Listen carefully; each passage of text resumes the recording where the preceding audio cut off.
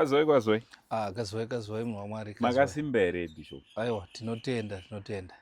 Mazuva anga awanda katisina kusangana. Ndazongoita zvokusangana murodhika, mabasa acho ari kuwanda. Mazuva anga awanda, tiri kukwira nekudzika. Kukwira nekudzika. Tichishanda vanhu, matambudziko ezvikunetsa vanhu vari kupfupura zvakanyanya.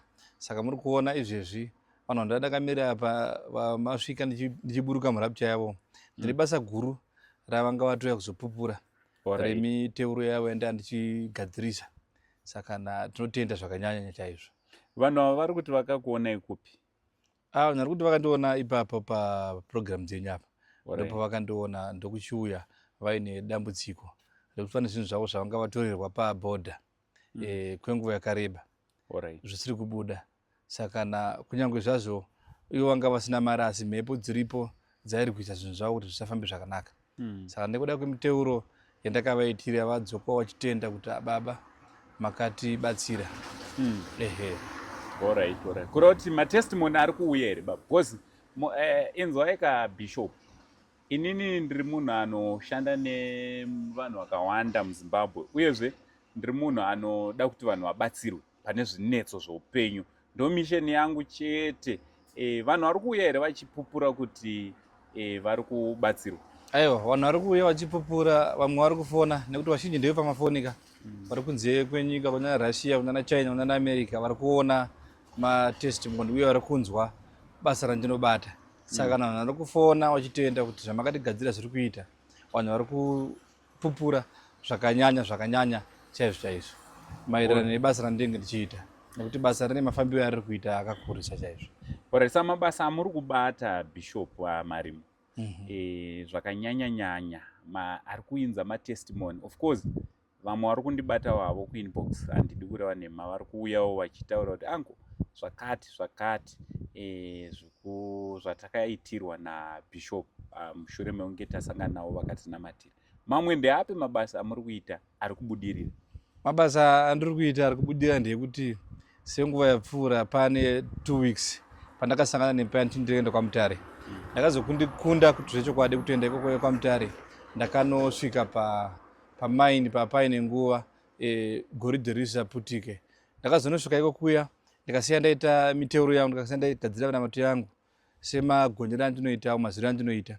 Ndikavaudza kuti pasina mazuva matatu goridhe rinofanira kunge ravhurika miswi yakakura, ende zvezhuwa izvo rakaputika. Saka vanhu ava vari kufara, vari kutenda zvakanyanya. Saka nyaya dzemagoridhe idzi vanhu vanoti vakagadzirirwa matestimony vari kuaona, vari kufara. Tine vanhu vekuti kunyange chero vakadzidza vanogona kushaya mabasa.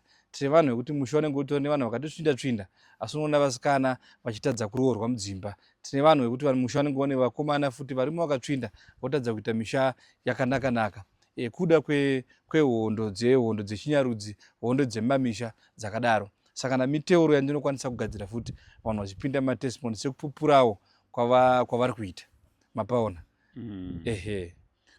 Sa vanhu vasikana ndinowazukuru wangu vakawanda, vamwe vatosvika kuma30, vamwe vakutopinda kuma40. Kusina kana ujaya rinomuvimbisa kuroorwa. Imhepo dzinenge dzichitoteerera vamwe pamberi. Imhepo vanhu vakadaro vaunzei baba, unzai vanhu vakadaro munhu waMwari. Mukavaunza zvinhu zvavo zvinotofamba zvakanaka, nekuti chinangwa chokurarama zvakanaka chinofanira kuti munhu kana achinge akurawo ngaachiorwa. Ngona nguva yakutopfuura, imwe nguva hakusitori kuda kwake, asinyaya yekuti haana zvikwanisiro ndasati ane mari. Anenge achitodawo munhu kuti ave ane wake, asi anobva asvika pakunyorwiswa. Saka ndoda kuti nditende nekuda kwaizvozvo. Then tine vanhu vanga vakatorerwa zvinhu zvavo, vanenge vakatorerwa zvinhu zvavo kana kumabhodha uko, kana vanhu vanenge vakabirwa kana vari kushanda pfungwa dzavo dziri kubuda. Tine chiyumbo chokuti munhu kana achinge auya akabatsirwa zvake zvinoita. Tinoda kutarisa senyaya yatinayo yaSecurity Ranger, Baba Chirenje. Baba Chirenje mukavabvunzisa zvakanaka vachakuudzai kuti Marimo vakandifonera vakaita nguva nene vakaudzwa kunzi gore rinora harifaniri kupera. Kutambudzika kwaunako uku ukabata minamato zvakanaka, Mwari anonyashadza achaunza. Mandijuma. Mati Baba Chirenje vapa vatiri kuita nawo. Ivava muri kuita nawo program ivava. Kutanga kunana January nyaya yavo ndakavataurira kuti baba ndaona matambudzwa so zvichifamba zvakadai asi kuti zvinhu zvako zvifambe zvakanaka chibatawo minamato yakadai zvinhu zvako zvichafamba gore rinofanira kupera wamba mako wadzorerwa imba yako ndakatomutaurira nekuti dzimwe nyaya zhinji hadzidzi dzekuti munhu paanotaurirwa naye anongoswetaura nyaya yake anofanira kuudzwawo zviri mberi kunyange zvichizoitika asi zviri mberi zvinofanira kuti munhu audzwe ozomanifesta munhu abatsirwa saka sababa vedu ava ndakavataurira kuti munhu waMwari kuchema kwauri kuita uchapinda mumba munguva grace period before 9 months zvinhu zvako zvichafamba zvakanaka asi chiramba wakatsungirira paminamato saka nhasi mukuona kuti vaapadyo kuteerera kweminamato muchaona kuti mukavabvunza vagona kutaurirai zvandiri kutaura vakanyatsoyeuka kuti munhu akavafonera vachitaura nabishop Marima kunana January havana kutaura chinhu chakadaro vanongokuudzai kuti bishop vakandifonera uye vane zvavakataura neni. Oraisa makatovazivisa kutoti come what may come imi muri kutopinda mumba mugoresa mba menyu goresa tirapera ndizvozvo.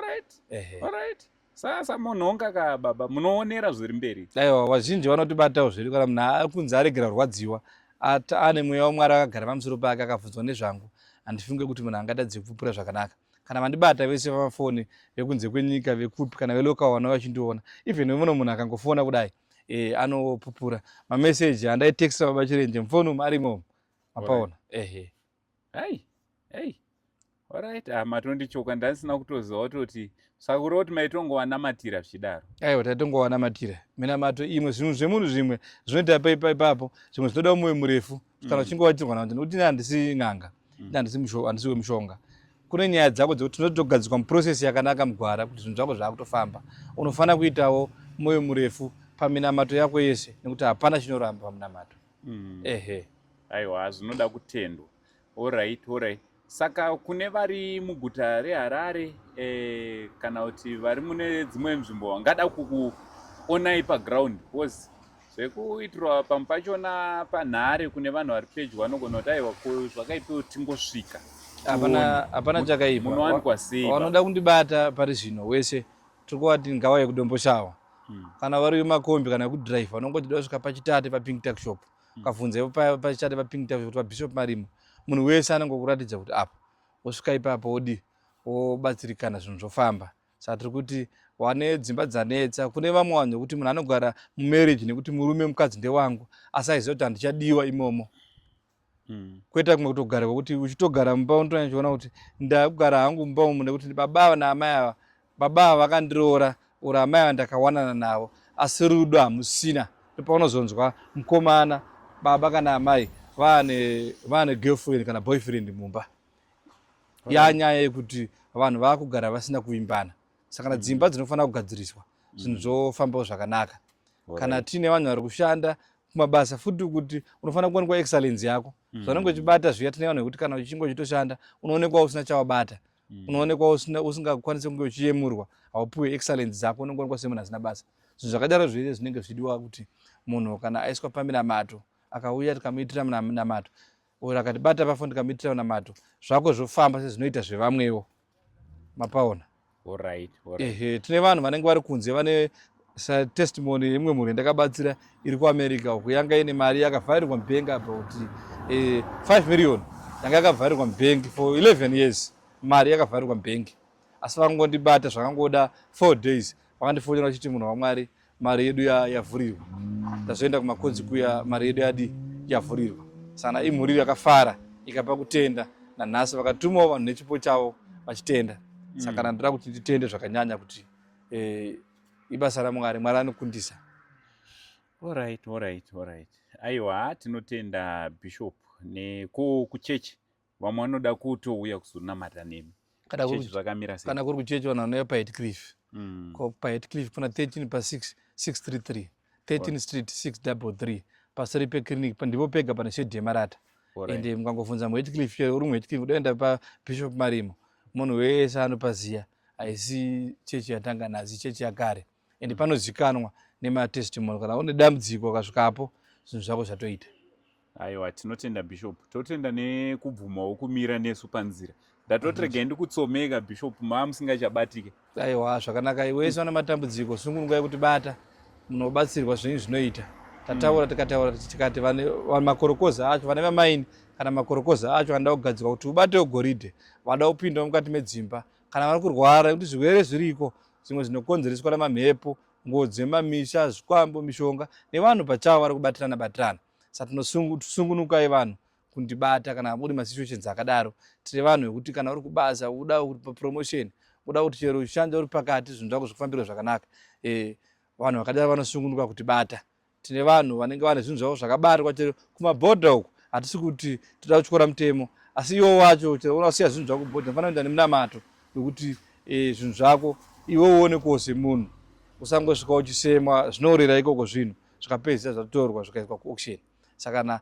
kana une minamato zvinhu zvako zvinofambawo zvakanaka then dzimba nyaya yedzimba kana mune dzimba dzine mamisha umu dzikunetsanira navanhu kana kuti imba yakatorwa kana muchiziva kuti ndiani angaendepo matorerwa musha wenyu sungunukai kuti kana minamato uchinge waitwa zvinhu zvako zvinofanira kufamba zvakanaka wodzorerwa zvinhu zvako zvosungunuka. Aiwa, tinotenda Bishop, tinotenda nekukurukura nesu muye nezuva rakanaka. Zvakanaka ibaba.